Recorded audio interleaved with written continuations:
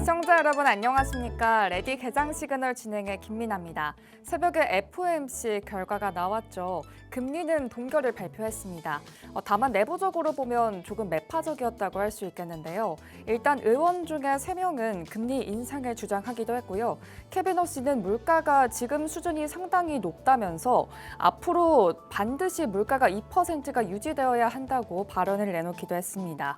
발표 직후에 금리 시장을 좀 보면요. 미국 국채 2년물 금리는 좀 소폭으로 내렸지만 10년물 금리가 상승을 하면서 이 장단기 금리 차가 더욱더 확대된 모습이 나타났습니다.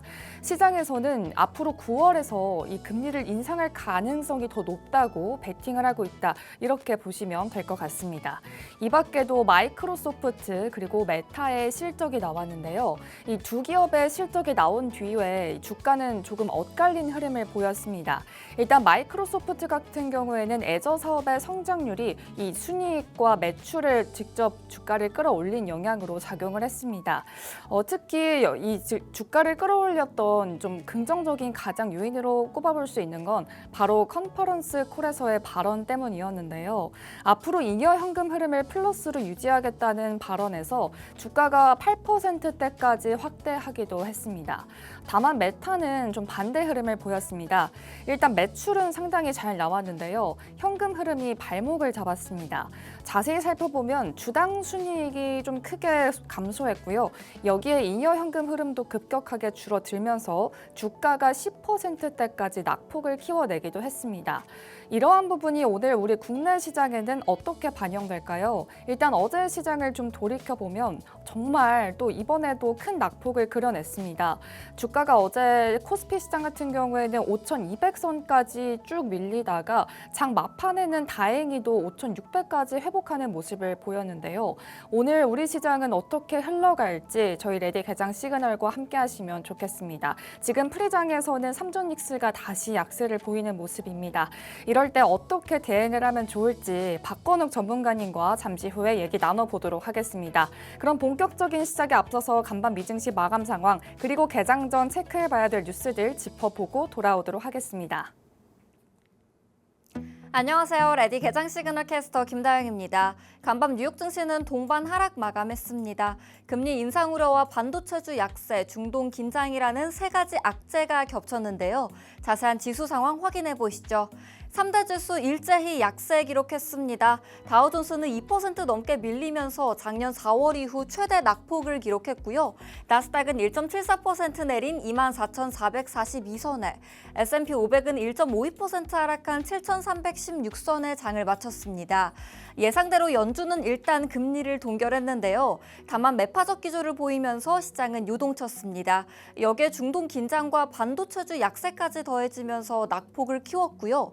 필라델피아 반도체 지수 5% 넘게 급락하며 5거래일 연속 하락했습니다. 이어서 국제유가 흐름부터 확인해 보시죠. 지정학적 리스크의 유가는 급등했습니다. WTI는 6.9% 오른 84달러 선에, 브렌트유도 7.48% 상승한 88달러 선에 장을 마쳤습니다. 유가 변동성이 커지고 있는데요. 이란이 요르단의 미군 기지에 탄도미사일을 발사하며 무력 충돌을 재개했고요. 트럼프 대통령이 강도 높은 경고를 하면서 중동 긴장이 고조됐는데요. 사우디아라비아가 미군과 함께 친이란 무장 세력을 공습한 점도 유가 상승폭을 키웠습니다. 다음으로 시총 상위 종목도 확인해 보시죠. 먼저 상위단에선 대부분 약세 기록했습니다. 애플 소폭 하락했는데요. 애플이 스마트 홈 시장에 본격적으로 재도전합니다. 아마존과 구글에 맞서 신형 홈허브와 애플 TV, 홈팟 미니를 잇따라 출시할 계획인데요. 시리를 앞세운 스마트 홈 전략이 새로운 성장 동력이 될 수 있을지 주목하고 있습니다. 엔비디아 3% 넘게 밀렸습니다. 차세대 데이터 센터용 네트워크 시스템인 스펙트럼6를 공개했는데요. 수십만 개의 GPU를 하나로 묶어 작동시키는 이더넷 스위치 시스템입니다. 마이크로소프트와 테슬라 등 주요 인공지능 기업들이 해당 시스템을 기가스케일 AI 팩토리에 도입할 예정이고요. 인프라 병목을 줄이고 데이터 센터 효율을 높여 인공지능 생태계 경쟁력을 더욱 강화할 것으로 기대되고 있습니다. 마이크로소프트 마이크로소프트는 1% 가까이 내렸는데요. 정규장 마감 후 어닝 서프라이즈를 발표했습니다. 인공지능 투자 수익과 클라우드 사업의 폭발적인 성장이 실적을 견인했는데요. 4분기 EPS는 4.74달러로 시장 예상치를 크게 웃돌았고요. 총 매출 역시 전년 대비 18% 증가하며 기대치를 상회했는데요. 특히 애저 매출은 43% 솟구치며 연간 기준 사상 처음으로 1,000억 달러를 돌파했습니다. 현재 시간외 거래에서는 8%대 강세 기록하고 있습니다. 다음으로 시총 6위부터도 보면 일제히 약세 기록했습니다. 스페이스X 3% 넘게 밀렸는데요. 한편 미 연방항공청이 우주 발사 관련 환경 규제를 완화하는 방안을 추진합니다. 이 새 규정은 절차를 간소화해 발사 허가 기간을 단축하고 우주 산업의 성장을 지원하는 데 초점을 맞출 예정이고요. 스페이스X와 블루 오리진 등 민간 우주 기업들이 수혜를 입을 전망입니다. 메타는 1.31% 하락했는데요. 매출은 기대를 웃돌았지만 인공지능 투자와 법적 비용으로 이익이 급감하는 예상치를 하회하는 실적을 발표했습니다. 순이익은 전년 대비 14% 감소했고요.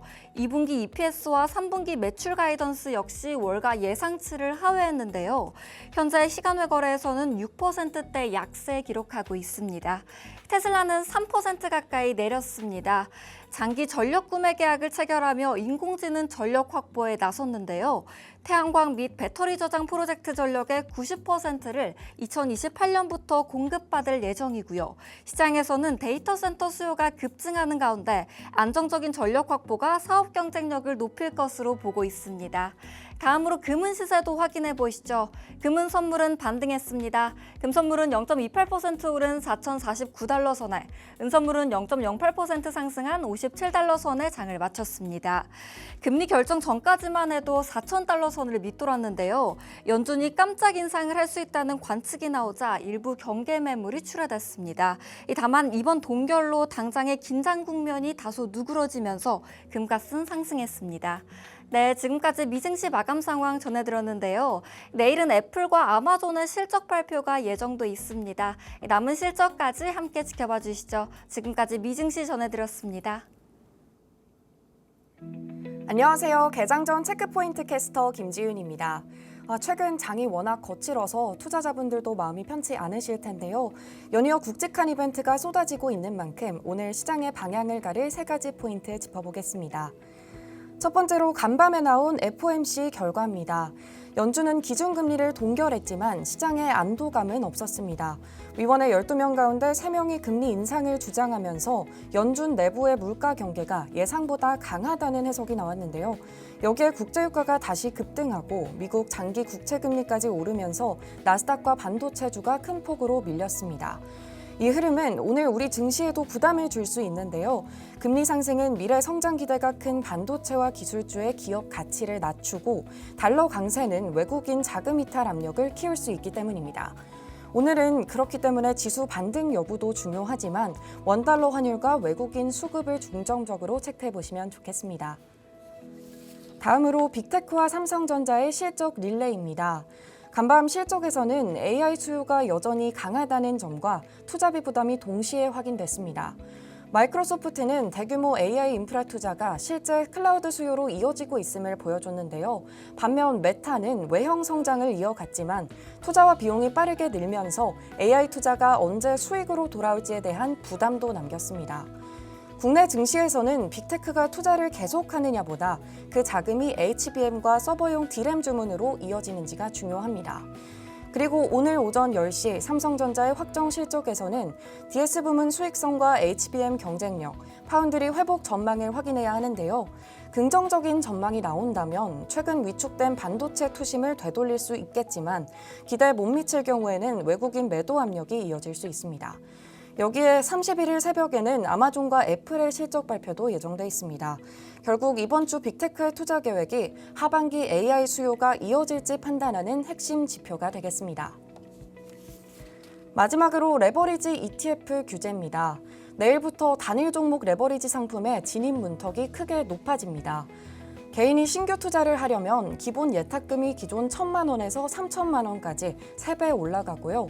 주식이나 ETF 같은 대형 증권 대신 사실상 충분한 현금 여력을 갖춰야 합니다.